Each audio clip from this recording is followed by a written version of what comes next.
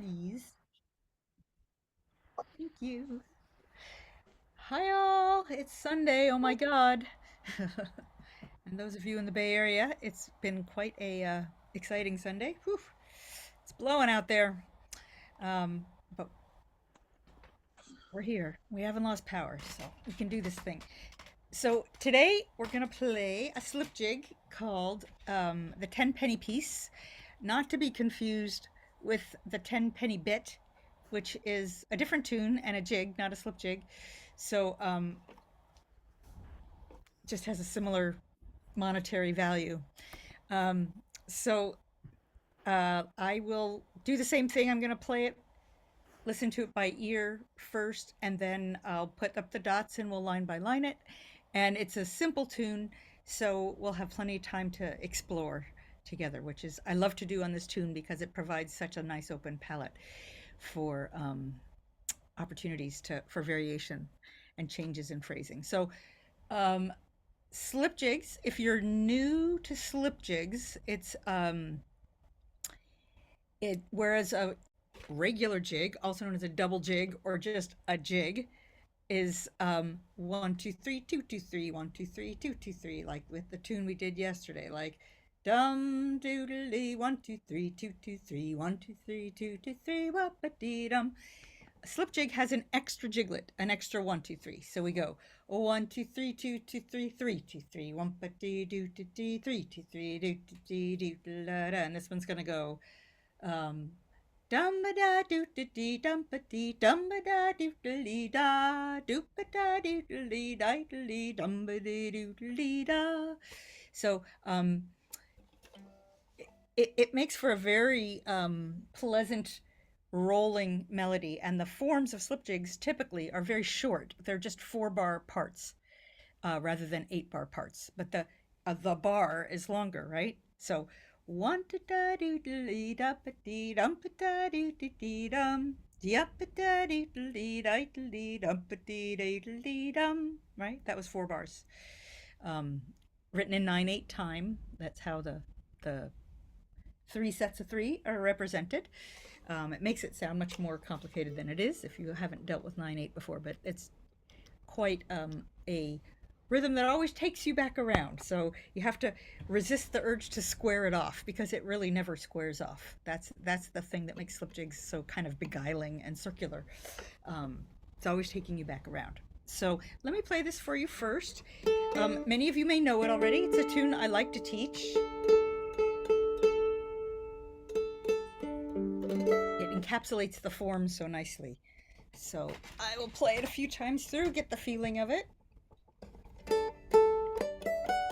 Key of G, straight ahead G major scale. No funny business.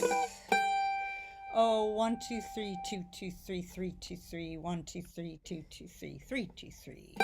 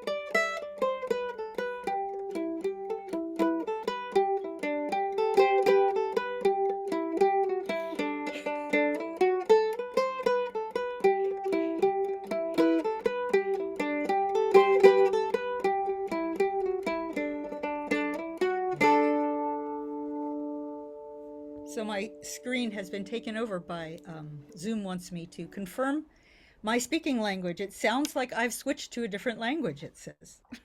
Oh, interesting. I've never seen that one. I have never seen that. Well, I did. I switched from English to Irish. No. There we go. So So interesting thing on this tune, and one of the reasons it's such a good one for talking about style and variation, is that the A part just does the same thing many times, four times up on this dum two three di dee di dee dum da di dee dum dum da dee dee di dee dum da da dee da. So we have all this dum hanging out on the high G. And you'll notice as I played it during or you probably weren't focused on it, but as I played it in the intro there, I did slightly different things when I came back to that. So we're going to delve into that today and look at some of the nice different things you can do in that bit and and practice them together. So let's look at I know that you're going to end up doing the phrase by phrase right now, but Marcia's already asking about something called a jog pick. You don't use a jog pick with this?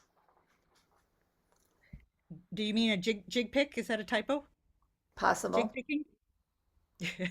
I'm guessing that she meant, do I do jig picking? And absolutely yes. Down, up, down, down, up, down, down, up, down, down, up, down, down, up, down, down. Thanks. That was jig picking. Yeah, Yeah, there you go. There's your answer. Okay, I've back to the encountered that phrase by phrase. typo many a time. The I and the O are right next to each other. Darn it. Let me share my dots. Oh, and this is the time for me to say that once she has shared the dots, there will be a lozenge shape between the dots and Marla's picture. And if you don't want to read the dots, you can slide to the left by clicking on that little white space between Marla and the dots and just slide your whole screen to the left and she'll get bigger and it will get smaller. Thank you. I want to say one thing about learning Irish music from the dots. Well, there's lots of. I mean, I could talk all hour about that, but there's a funny thing that happens is that um, Irish music, and I'm sure other forms of music as well, but Irish music in particular, everything's leading you to the next thing. So when there's a second ending, a first and a second ending on a part, it's not that the part is different. It's that the last few notes are leading to the next part. So if you're always thinking about where am I going, that stuff will work itself out. You won't even be thinking that it actually has two different endings. But if I have to notate it, that's the way it looks. So you can be thinking that, oh, it has a different second ending. And I think this was a question that came up perhaps the first day that I didn't answer adequately. I read the chat later and saw that in there about the first and second endings. And purely the only difference between the endings was just where are those last few notes taking you? Are they taking you back to the A part or are they taking you back to the B part? So that can make for a different experience, right? A different path. So that said, that's exactly what what's going on in this tune as well. So the first phrase, there's our high G, first whole jiglet on the high G. 1, 2, 3, da dee dee da dee dum. 1, 2, 3, da dee dum da dee dum. Sorry, you can't quite see me all the way. There we go. Position a little better there. 1, 2, 3, 2, 2, 3, 3, 2, 3. Second phrase. Da dee da da dee dee dum. Notice for you readers, I haven't played the whole second measure because the last few notes of it are just what takes you back up. But the phrase is really da da dee da da dee dum. But if I'm gonna wind back up, I go da da dee da da dee da da dum dum dee da dee dee da dee dee, and I have that first theme phrase a second time. So, and then we're just gonna have an ending. That's it, right? So, first phrase.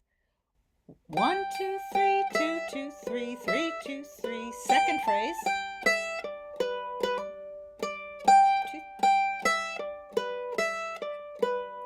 Let's give you the last phrase. Right? 1, 2, 3, 1, 2, 3, 1. And then, if we're going back, sorry. If we're going back up to the A part, we have a little pickup on the F sharp taking us back up to that G. And that's going to be different when we're going to the B part. So let's play that first whole A part, and let me know if I've skipped over any important stuff here. We'll do it a few times. So 1, 2, 3, 2, 2, 3, 3, 2, 3. 1, 2, 3.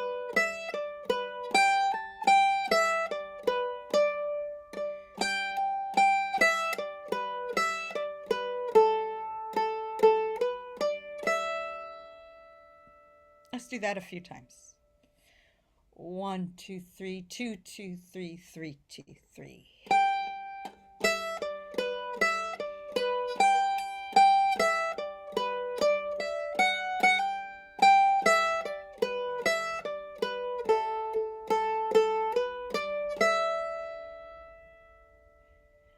One, 2, 3, 2, 2, 3, 3, 2, 3. I missed. 1, 2, 3, 2, 2, 3, 3, 2, 3.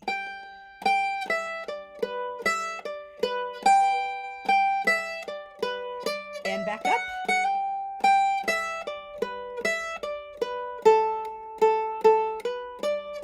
Repeat.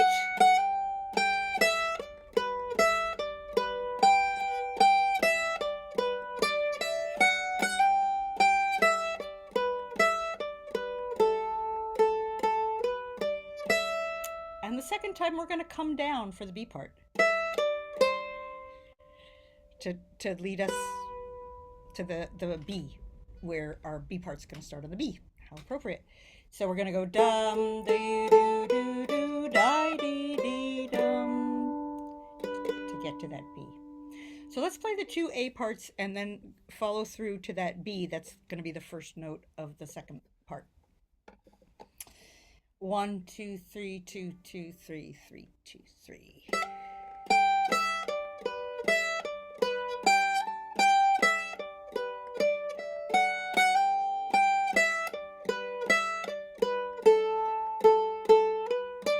Back up.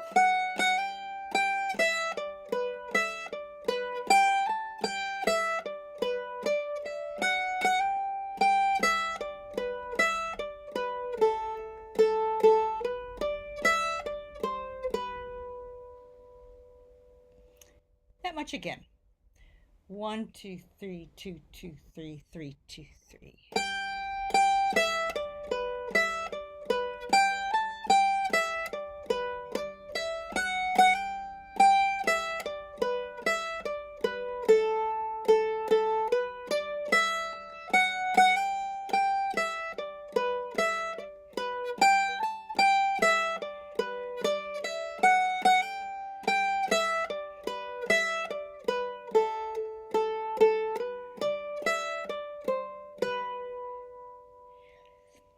Now let's just see if there's any questions before we go on into the B part.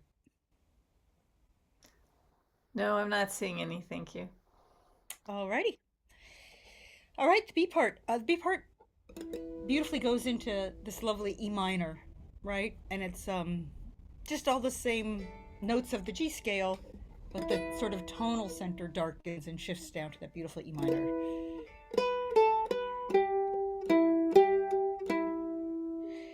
Let me play, actually I think I'll play the first 2 bars of the B part, like this.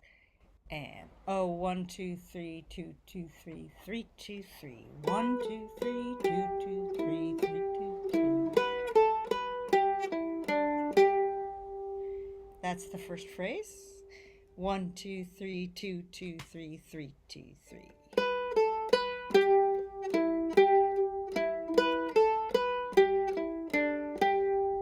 And if you're looking at the music, there's a few more notes in that measure because it's winding back up to the B for the next phrase, which is a repeat of the first phrase. So the rest of that measure goes.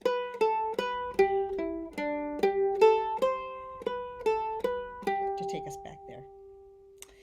So let's do the first 3 measures. So that's going to be the theme phrase, the little in-between phrase, the theme phrase again, to get us ready for our ending. So it's 1, 2, 3, 2, 2, 3, 3, 2, 3.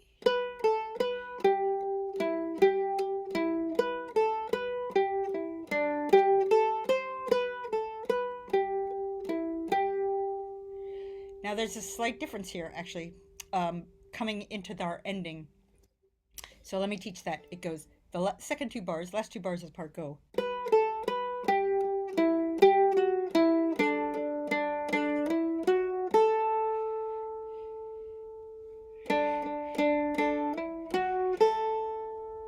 So it's da dee dee dum down the scale to the D.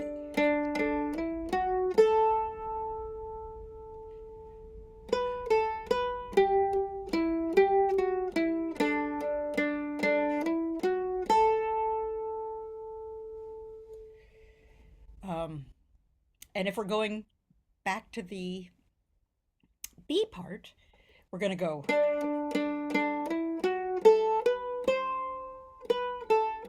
take us back. Whereas if we're going back to the A part, we're going to be wanting to wind ourselves back up to that high G. So let's play the first twice through the part, and then we'll learn our way back up. So two B parts. 1, 2, 3, 2, 2, 3, 3, 2, 3.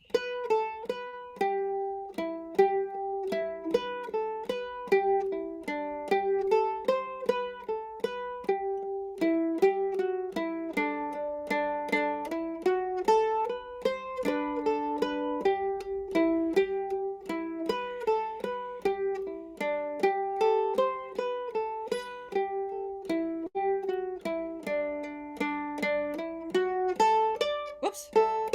Sorry. Out of context, I'm like, what is it? That's what it is. To get back up there. So sorry, the last time we were going da da da da dee da dee dum dum. Like that. So let's play our two B parts again. And then we're going to put it all together. So let's first play our two B parts. Starting from the B there. 1, 2, 3, 2, 2, 3, 3, 2, 3.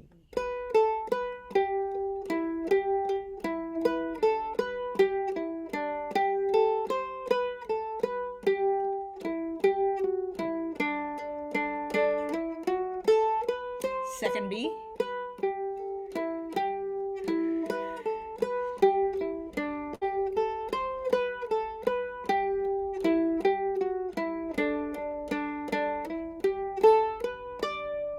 And we're ready for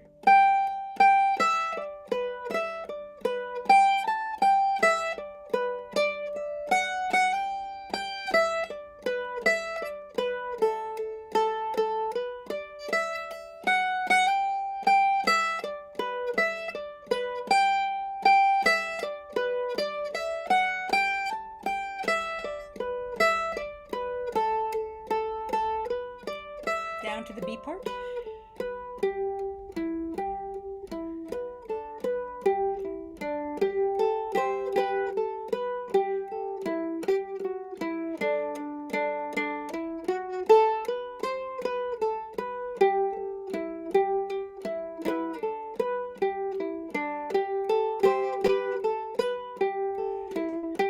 And back up to the A.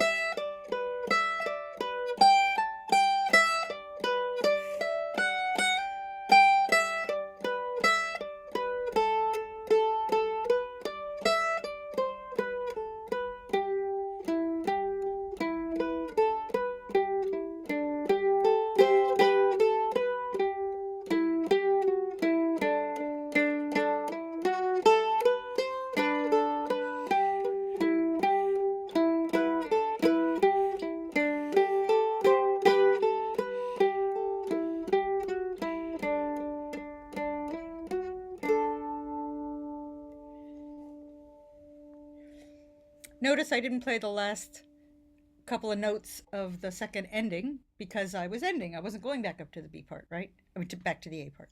That Just was letting it resolve. that's a great tune.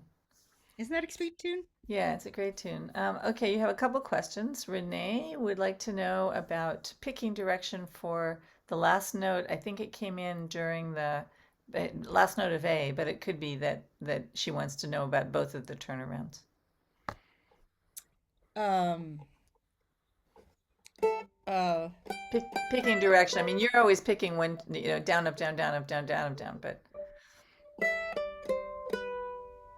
that would be the first ending of the A part. Down, up, down, down, up, down, down. But if I'm down, up, down, down, up, down, down, up, down, down, maybe is that it? Down, down, down. So if ever I have a quarter note, that's in value is two strokes. So I'm just staying in my pattern. And actually, this is an important question. If it's what I think it is, and you can, if I don't address what you're actually asking, let me know, Renee. Okay.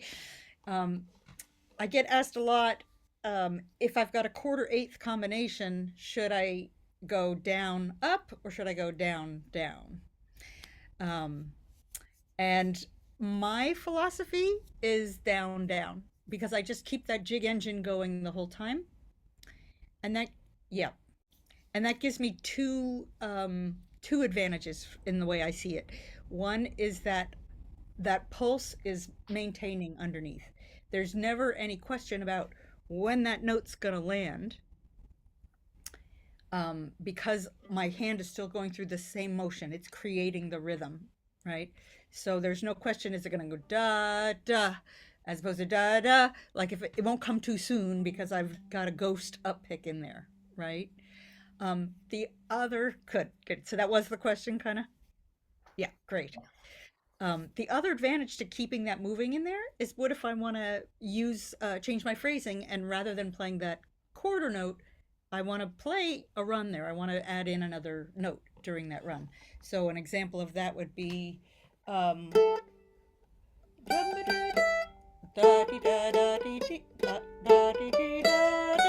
so that's where it was.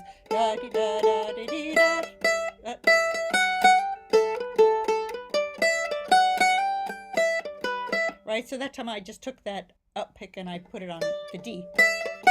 Not very well. Or I could go, right? So it's a little, make a little variation where there would have been a held note. and it's probably worth saying that this is all mandolin stuff. If this was a fiddle, it would be a roll. Not necessarily, but yeah, I mean, yes, this is relative to picking, but in terms of doing variations instead of a Yeah, quarter yeah, eighth combination, filling that in, fiddlers would absolutely do that too. of course. Um, yeah, yeah, I'm yeah, just saying we have to try harder because we can't just throw a roll. yeah. Okay, Brady wants to, or Brandy, I'm sorry, wants to know sort of musically why that F sharp sounds unexpected in the B part. Is it an accidental from the?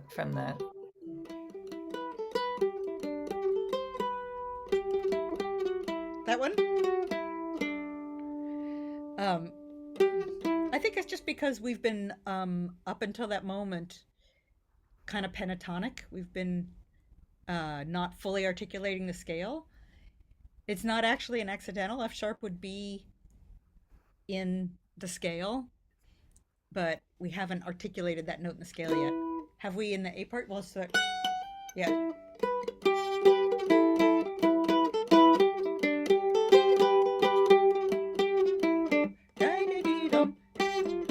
See, it wouldn't be a F natural, but yeah, yeah, yeah. I think that's all.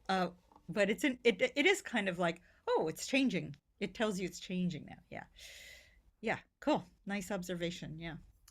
Okay, that's it for questions. That's it for questions. Okay. Um, fun. So I touched briefly yesterday on talking about varying inside the jiglet. And I'm not sure I fully articulated the full sort of toolkit to bring to bear on that, or not that there's a defined set, but some things we can do in that thing. And let's look at that. We've got this. We've got a full jiglet on the high G, right? And yesterday So, absolutely, a lot of instruments would roll. Dum la doo la doo dum la doo la da. Totally natural thing to do, right? To roll on that high G. Um, um, the, if we were to do a, actually, I'm going to come back to doing a triplet there because I want to talk about other things we can do that are melodic in nature, and then overlaying triplets and seeing what effect it has on the melodic variations. So um, we talked about overs and unders real briefly. So to refresh, an over is taking the the note that we're varying and putting the middle note of the jiglet a note a step above, a scale step above. So,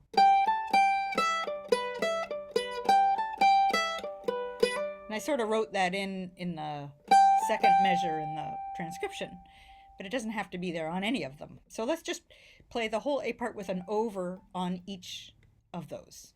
One, ba, doo, dee, dum.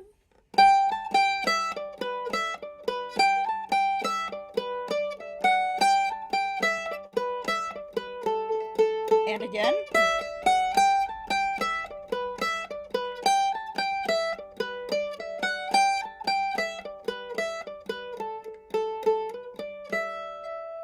Right? You wouldn't want to do it on all of them, right? But it's good little practice just to see how it feels. Um, so that's one thing to bring to bear. Let's try unders. So that's the scale step beneath on the middle note. Right? 1, 2, 3, 2, 2, 3, 3, 2, 3.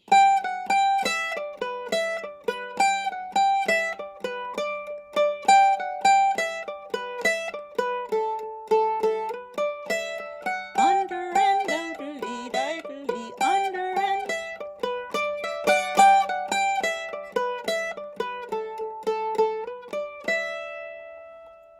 Right? Supernatural, supernatural, a very natural way to change that a little bit. And as you sort of get used to doing some of these changes, it kind of makes you think, well, when you're, if you're reading or hearing a tune, that you can bring that in, right? Is that really the melody, or is that just the way the player articulated or transcribed that jiglet in that moment?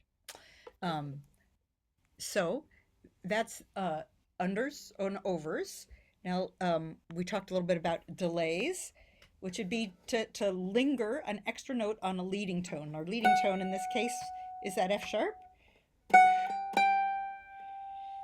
So I'm getting to the my actual note of an eighth note late, but I'm not changing my picking pattern.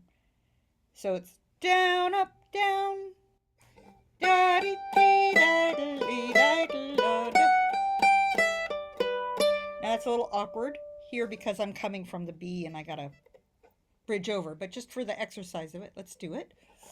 1, 2, 3, 2, 2, 3, 3, 2, 3, 1.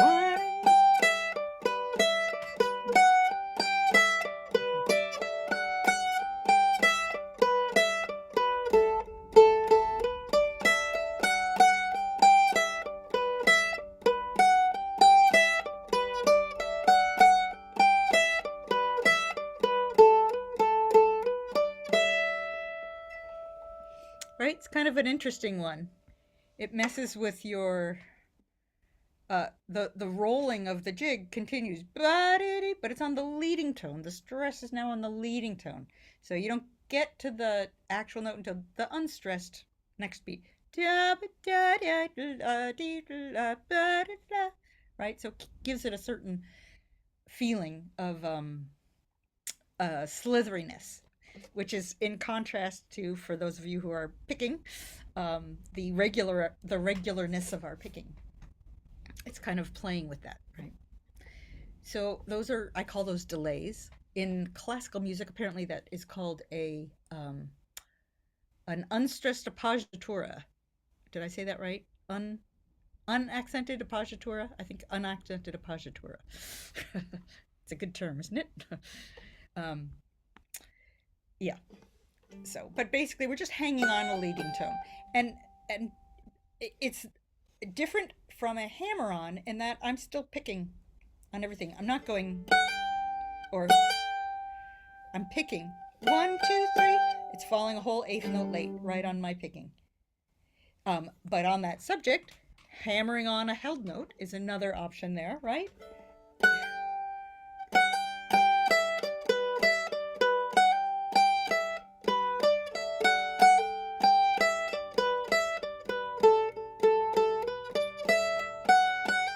Right?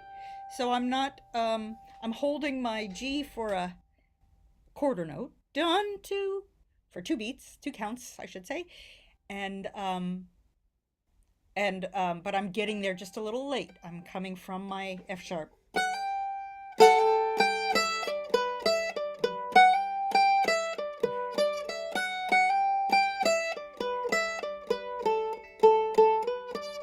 Sounds different from the delay, which is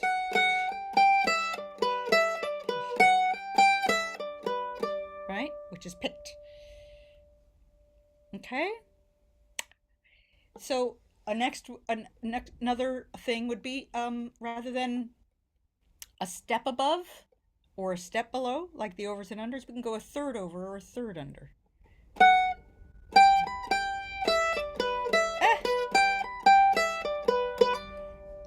You know, that one doesn't feel wonderful to me there. It feels a little forced or something.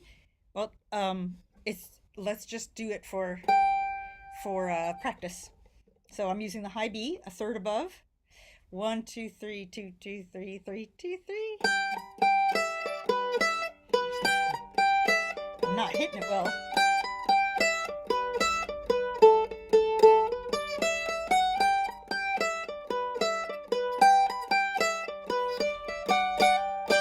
Whoops, forgot to do it. Yeah, that one in this case, I don't think it works so well, right? But let's try a third below. Let's see what a third below sounds like.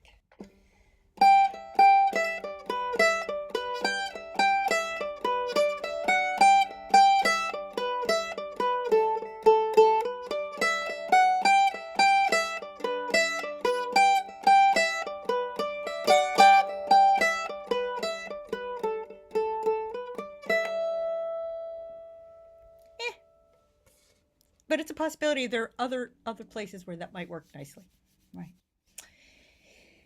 And then there's things I call scale trios. So a series of 3 notes in the scale, either starting or ending on the target note.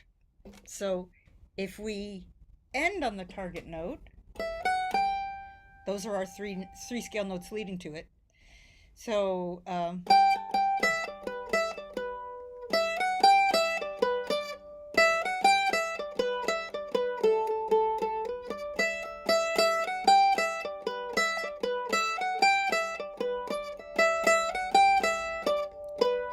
sorry.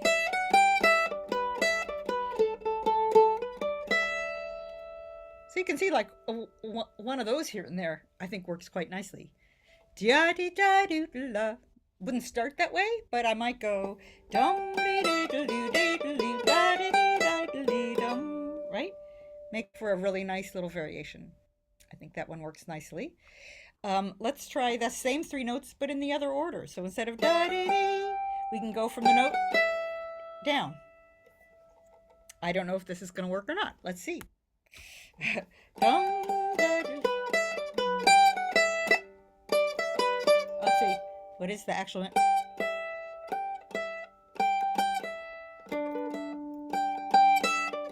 Okay, so the next jiglet is da dee dee dee, so it'll be da dee da da dee dee dum. It's actually quite nice, right? Dee dee dum.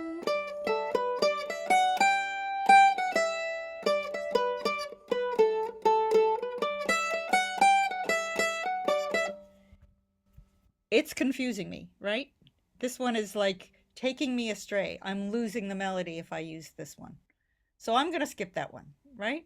But it's worth finding out because sometimes that can lead to a really nice variation. And it could if I worked at that one a little bit more, right? But that one's not an automatic winner the way the ascending one is. The ascending one just falls right in Doodle-i doodle-dee-dum. Dee-da-da-da.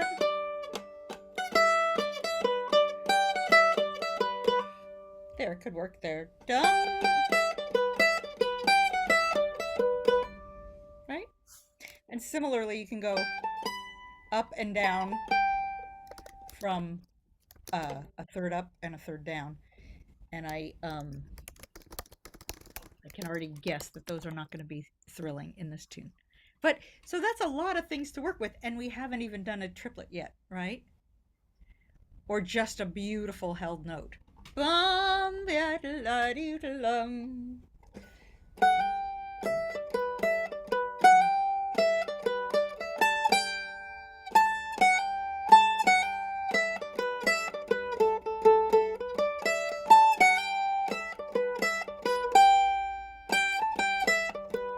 Right? I was messing with changing the leading tone that time. Instead of da-dum, I went da-dum, right? So that's another technique that's super handy in changing your phrasing and varying the melody a little bit, is that wherever your important note is, if the melody normally comes up to it, try going around and coming down to it. So instead of you can go, Denise, I'm hearing your keyboard, huh?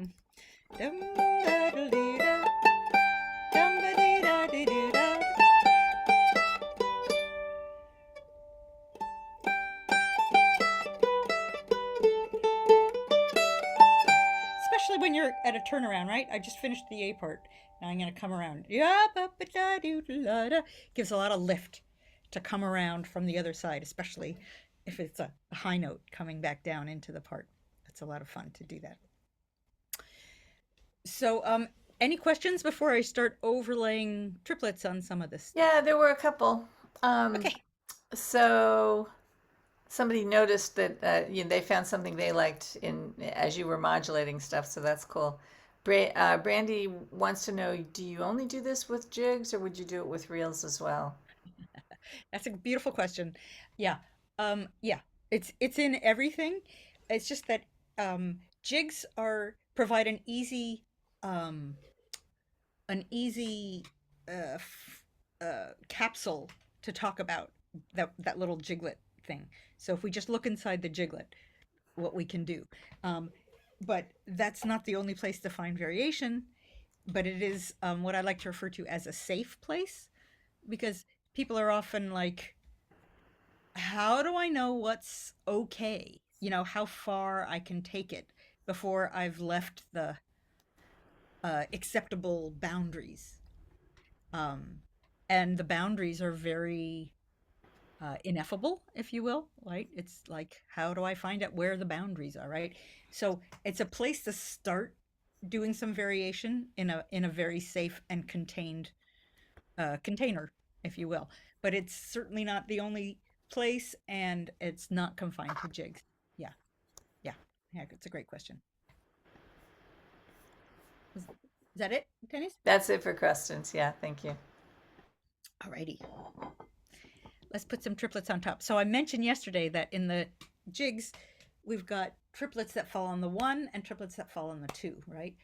The triplets that fall on the one go dickety da doo da doo da doo do dickety da doo dee dum dickety da doo, right? It would be right on that one, buckety doo doo dee dum, as opposed to on the two, bum diddly da diddly da dee dee bum diddly da diddly da, right?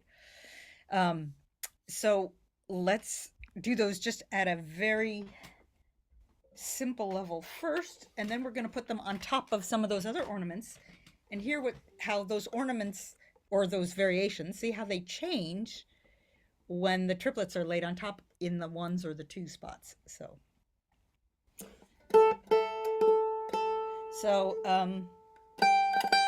let's do the one triplet first. So I'm just doing a totally plain triplet on a single note, which I in actuality don't do, but I just want to make it super clear by only doing one thing at a time, and then we're going to modulate it a bit. Now, this is a situation where I pick that one triplet down, up, down, down, right? Because I've got another. The triplet takes up the what's normally the down up, and the third note in the jiglet is your downstroke. So I still keep that on a downstroke. So I go.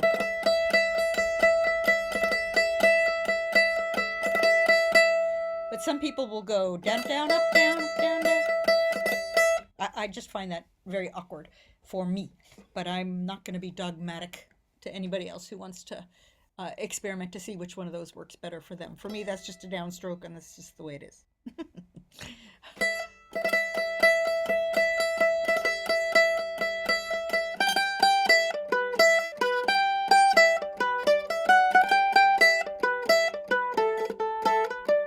Oops, I did an up triplet on the dum diddly da diddly dum. So now let's put it on the other one. So on the two triplet, because my second note in the jiglet is my upstroke, I'm going to start that triplet on an upstroke. So I'm going to go down, up, down, up, down, up, down, down, up, down, down.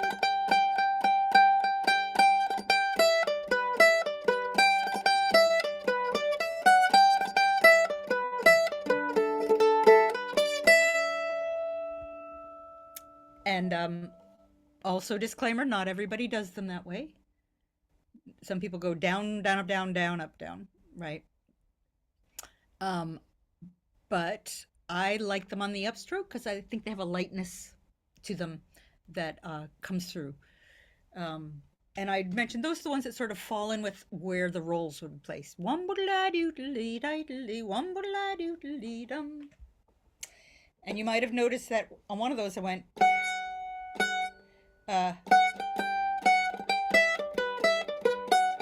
So that's over the delay.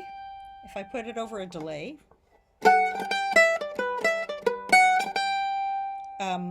the triplet's just on the second note there. But if I put up one triplet over the delay, I get.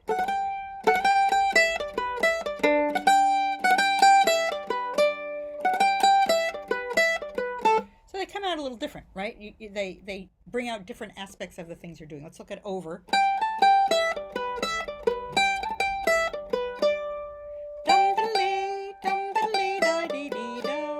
Triplet on top of an over.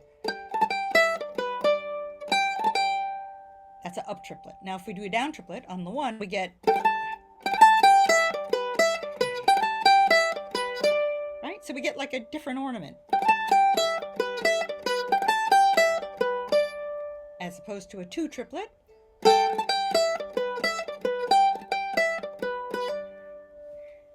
Right? So I'm way down in the weeds here. But I'll take a moment here and see if this is resonating, or do we have questions, or is this too Mando specific? That's a good question. I spent a little bit of time finding the sheet music because one of our students was having trouble finding it. Oh, Yeah, it's okay. We found it. okay. So I don't know. People are going to have to type if this is too much for them. I haven't been getting questions. I think people have just been absorbing. Let me say, since I know that you do this, you were lilting earlier, and we talked about it in one of the classes this weekend. But it's been a couple days, and there might be different people.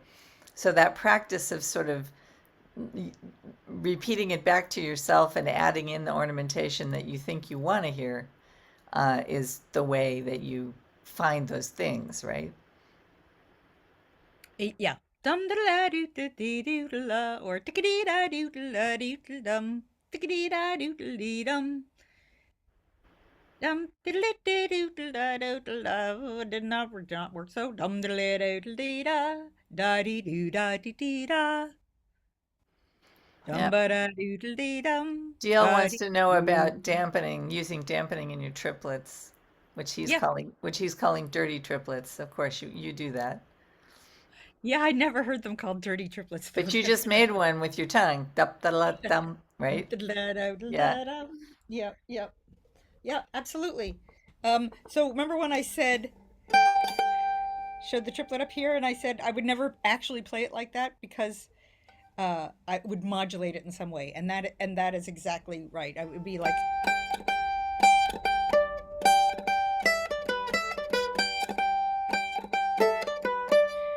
So, dum, tikada, like, so to mute the first or second note of the triplet.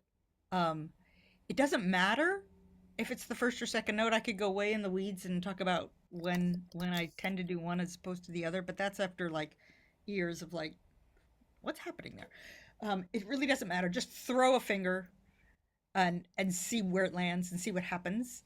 And if you're not getting, the only thing that really matters is that the last note of the triplet rings out, because the way triplets are timed in Irish music is that they're not triplets in the classical music sense. Triplets in um, Western classical music are evenly spaced across what would have been two eighth notes. These are not that. They're much more like 2/16 than an eighth. Tikada, tikada. So the first two are quick. The last one needs to ring and it be play and land right where it was going to land, right where that eighth note was going to be anyway. So it's really 2/16 and an eighth. So throwing a finger down to mute one of those sixteenths doesn't really matter which one, but we want that last note to ring out clear. Tikada, Cool. does that make sense? For who asked the question? I don't remember. Yeah, it was DL that asked the question. Like he was, he or she was comparing to banjo playing, how Yeah, they do that. it's exactly the same as banjo in that way. Yeah, Yeah, yeah, that made sense. cool. Good, good, good. Great question. Yeah, yeah. I remember years and years and years ago asking if I did muted triplets, and I was like, I don't even know what that is, but it turns out I was doing them, but I Yeah. just didn't know. Now's where I have to tell the story about you not knowing that you pinched your pick, and then we got slow-mo recording on phones finally, and we were able to make a little movie so we could say, "Look, you're doing it." Referring to is giving a little rink, rink when you do a triplet, a little squeeze on that pick there. There's a little, uh, again, without getting too in the mando weeds, it can help to get some pick angle change so that you glide across the string for your triplet. You don't get caught. Yeah, yeah. Um, yeah, let's talk about some other things in and outside in and outside the jiglet in terms of variation and changes in phrasing. We talked a little bit yesterday about um uh yeah, sorry, I was just looking at the chat. We talked a little bit yesterday about dropping notes, flute breaths, right? Was the term we used. So how might we use a flute breath in this tune? Let's see.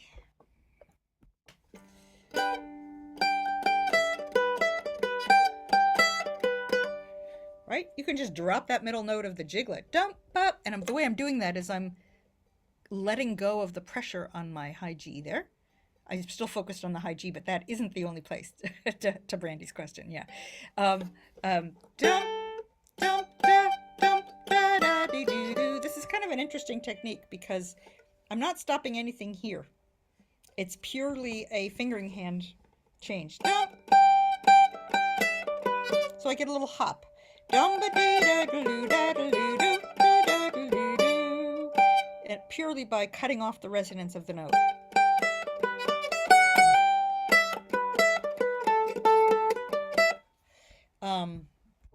Where might be another one.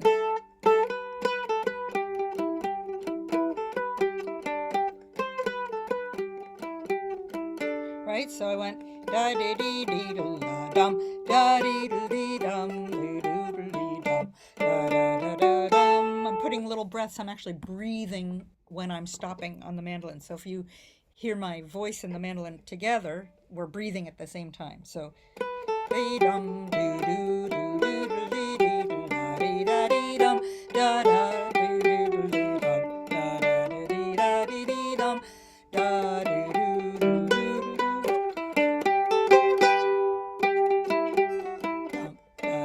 doo dum. Right? So I'm just experimenting with where to hold a note legato, where to clip a note, right?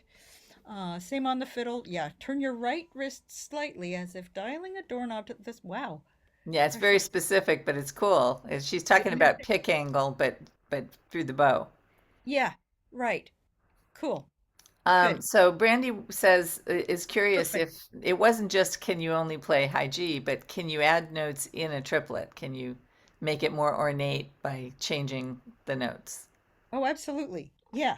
Um, It's time to talk about dropping one of those notes again. yeah, yeah, yeah. So there's a thing you hear in Irish music all the time, like,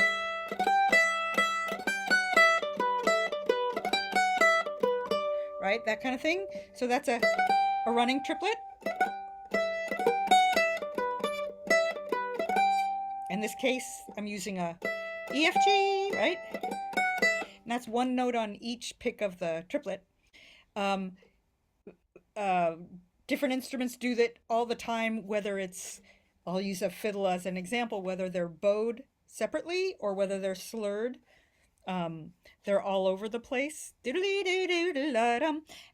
depending on the tempo, they can be challenging for the plectrum people to get them in there. But what Denise was hinting at is that I often just leave out the middle note from a fingering perspective. I still do the pick triplet, and I get a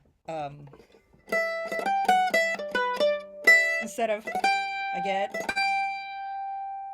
and they're almost the same, especially if it's going fast, right? So I'm not bothering to finger the middle note, which has a high odds of coming out muffled, unless I'm just bang on. But see, that was a muffled one as opposed to, right? So I'm just leaving out the middle note, but I'm still picking the triplet. So another way to do that um, is to hammer the middle note. So not to do a pick triplet, to go down, hammer up, like this.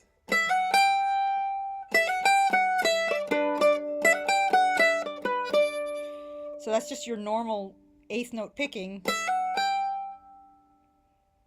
and the middle note is just hammered. So it creates the impression of the triplet without the picking, without the percussive nature of it. That wasn't very good. That was a better one, right? So that's a yeah, yeah. Oh, cool. I was just reading Caitlin. She's fantastic. Great teacher and a great player. Yeah. Yeah. So we're kind of like getting close to our wrap up time. I imagine there are questions. We can play the whole tune together, but I want to address any questions before we do that. You know, I haven't seen a question that we haven't already dealt with. For what it's worth, I think unless somebody's got one they haven't typed out yet, we've caught everything. Um, Does it move to a jig easily in a set? That's a great question, DL. You can move between jigs and slip jigs. That's like the 1 meter shift that happens all the time in sessions. You can move between jigs and slip jigs without any problem. The only thing I would say about that is um, if there's a backer in your session, a guitar, bouzouki, piano, whatever player that is not as familiar with the tunes as you are, um, it can be super confusing to them because they think they're in slip jig meter and then you've changed into double jig and they're like putting the chord changes in all the wrong places, and then it gets, or vice versa, you go from jig to slip jig. So if they don't know that you've done a meter change, it can cause a bit of a collision in a session. But if you can communicate that, or if you know that they know the tunes, then then you're good, right? Does that make sense? Cool. Yeah. Great. Great. Great. Great.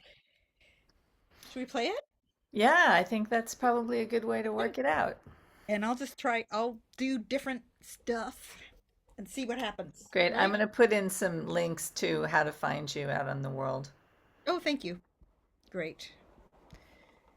Out in the world. I'm just in this room all the time. That's all. In this little box on your screen. That's where I live. You're welcome, Eleanor. Thank you.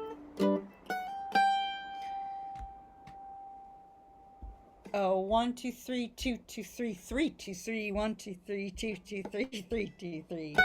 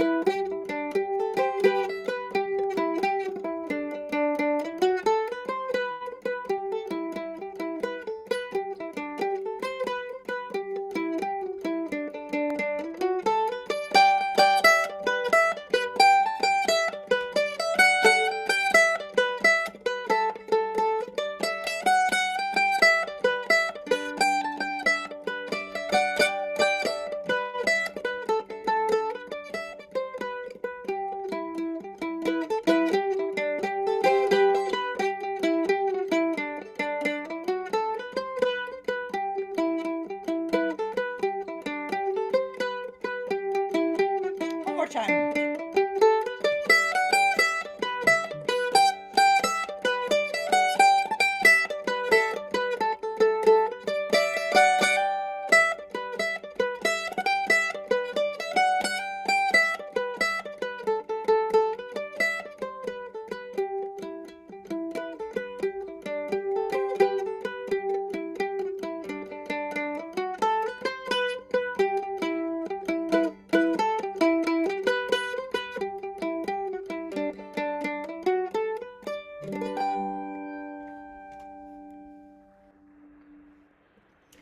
Were you able to throw in a few things?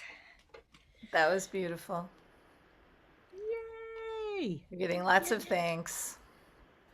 Yay! My pleasure. Yeah. Yay for LTA is right. Yeah. They do a great thing. I'm very grateful. They had some foresight, made camp continue to happen. So, yeah. And there Thanks. will be registration for Lark Camp should open pretty soon. So the Facebook page or the Lark Camp webpage are the right places to look for that. And we should Are give the there room up. ways for people to make sure they get on the mailing list? Yeah, we did all that. We did all that. Okay. Great. Okay then. Okay, we're giving up the room. Thank you so Take care, much, everybody. everybody. All the Thank best. you. Thank you. You betcha. We're Thank going to go you. out to the Bye-bye. admin room for a minute if you You still want have to a stop the question. recording first? Yes, thank you.